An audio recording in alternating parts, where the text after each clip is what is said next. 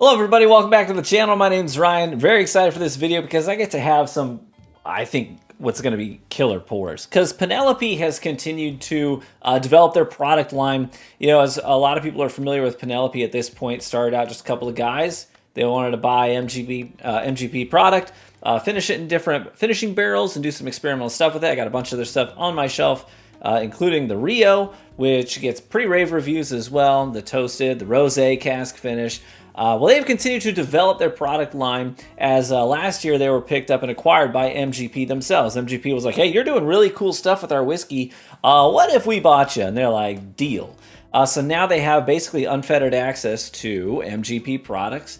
And also it helps with pricing because now that they are owned by MGP, they don't have to pay that premium for the product up front because it's essentially their product at this point. So because of that, doors have continued to open up for Penelope and what they can do. So their finishing, series like the Rosé Cask finish, which was one of their initial projects, that whole series has expanded quite a bit. The first step to that was Rio, and then now we have the Tokaji cask finish. So it's an 8-year-old rye whiskey finished in Tokaji casks, and that's the first one we'll try today. And I'll talk a little bit more about that when we get to that one. We've also got the successor to the original toasted, which is now a 6-year toasted.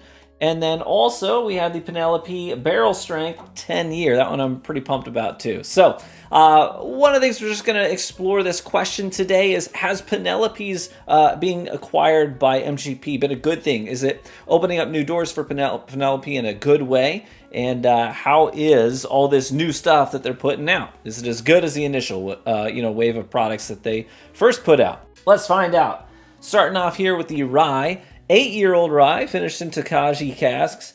Now, Tokaji to me is like a little, it's like a red herring because it sounds to me almost like it would be a Japanese thing, Tokaji. It's actually Hungarian wine.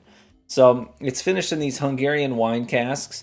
And this Hungarian wine is known for having tropical fruit notes, a little bit of spice, and also a very heavy herbal quality to it as well. So I'll be interested to see if any of that comes through on this whiskey. Let's find out. We'll go in on the nose here. I mean, the nose actually has some great like double oaked rye notes. Things I would come to expect from a twice barreled rye whiskey.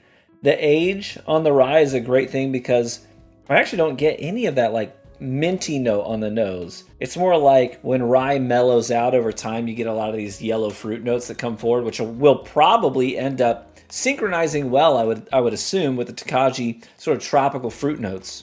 Yeah, bright and citrusy on the nose. Think of orange peels, like when I express the rind of an orange over an old-fashioned I make and all those oils get expressed. That reminds me of this on the nose. Those mature yellow fruits as well, almost like peaches. But there's also this brown sugary oak quality that's pretty consistent through the nose as well. Let's try it. Cheers.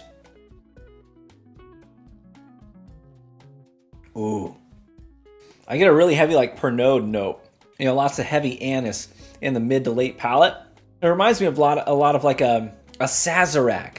If you've ever had a Sazerac cocktail, it's a New Orleans style cocktail, and they use Peychaud's bitters in it, which is heavy on things like anise. So that being coupled with the rye, the well mellowed out rye in here, because the Sazerac is made with rye whiskey traditionally as well. So get those herbal qualities, the sweet, fruity, mellowed out rye. I get what comes to mind is really like those peaches note you're getting on the nose, which maybe that's the influence of the Tokaji cask. Those tropical fruit notes, and the anise might be the herbal qualities as well. The finish really rides on that black licorice and oak. I gotta say that's delicious. I like that a lot. That's really tasty. Yeah, I want to just keep sipping on that, but I can't. Got to move on. The second pour today.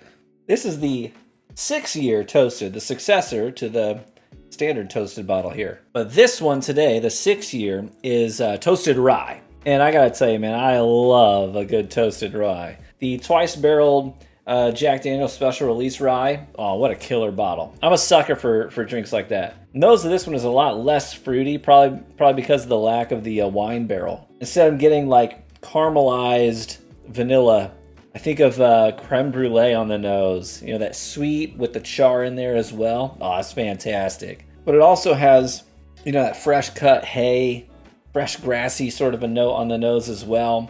This one hasn't mellowed out quite as long. Still has a little bit of bite, a little bit of attitude to it. Some spearmint on the nose as well.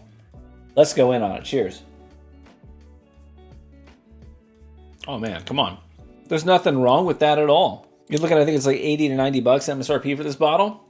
Holy cow, that's delicious. Well, that finish is long and drawn out. I know I haven't talked about the palate yet, but as the finish is sitting there, it is so much brown sugar and oak. Like you just took a handful of brown sugar and you're just rubbing it into the striations of the oak. You know what I'm saying? Oh, that's so good. A little bit of pepperiness up front on the palate, but it's mostly those caramelized sugars.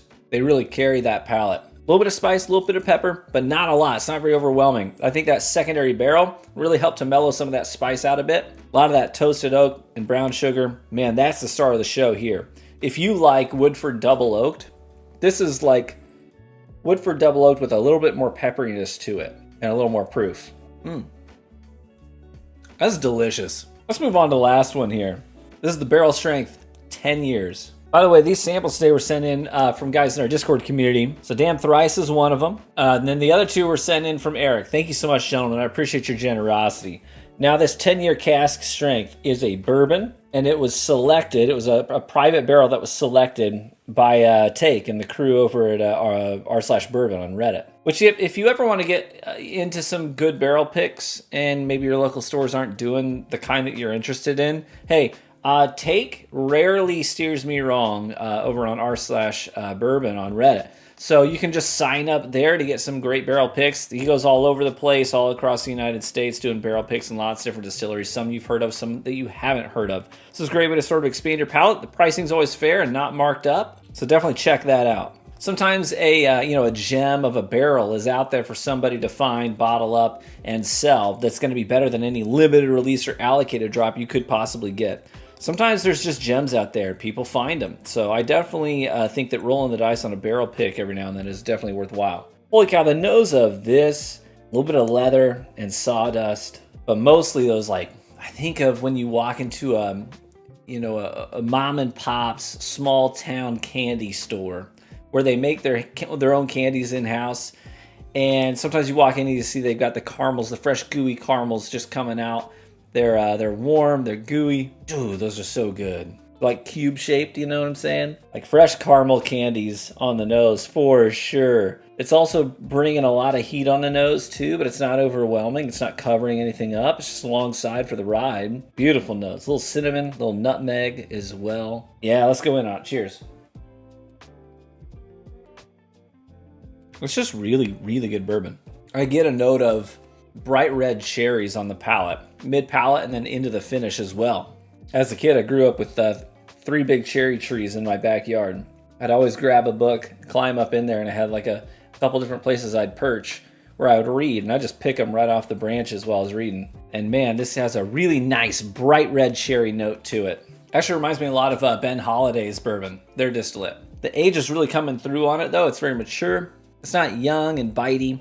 The oak isn't young and bitey like 4-year-old bourbon often is. It's more mellowed out. It's got some manners to it. It's approachable. And while it has that bright red cherry note, those rich caramels are underneath it, giving it a little bit of framing, a little bit of bass, so it's not all treble. It's a really well-rounded sip, and that is delightful. I didn't dislike any of these. These are all fantastic. I like that they're expanding their rye, lineup here as well with the Tokaji finished rye. That one's really, really well balanced because you get the mellow fruits of the rye that interacts and plays a little bit with the tropical fruit notes as well of the Tokaji wine. And then the toasted rye was a little more traditional, but very well executed. And then finally, this 10-year cask strength, those bright cherry notes and the caramels. It's a perfect, quintessential, well-aged bourbon right there. High marks all around. Man, these are all really good. If I had to pick my favorites, I'd say 10-year cask strength, then the Tokaji, really close though, really close. And then the 6-year toasted rye, very traditional.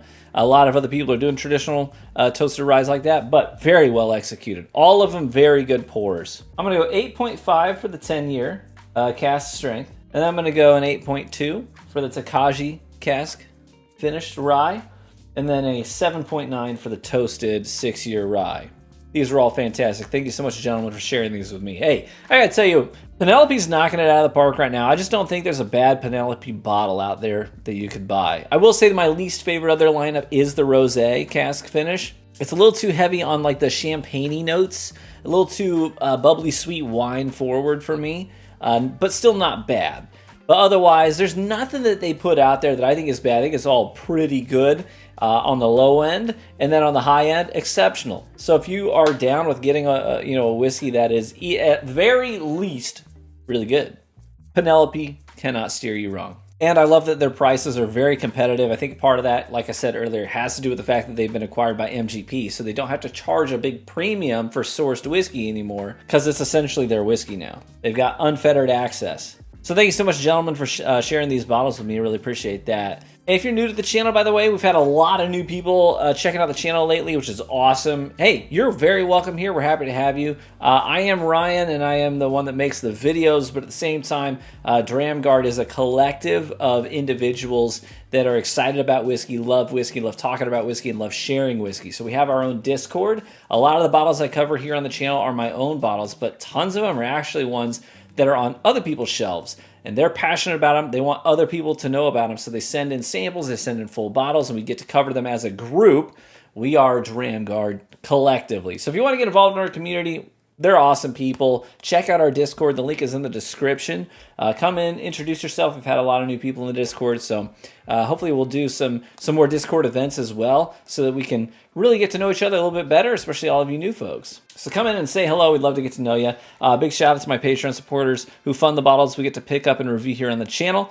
Without you guys, I could not have a channel. I could not make this much content. It's all because of y'all and your support. If you want to get involved in the Patreon, we do Patreon exclusive events and activities as well. You can get involved in that for as little as $1 a month. So a link to that is in the description as well. Hey, thanks so much for watching the video today. I appreciate y'all. Cheers, my friends. May you live richly and get better with age. And I hope to catch you in the next one. Bye-bye.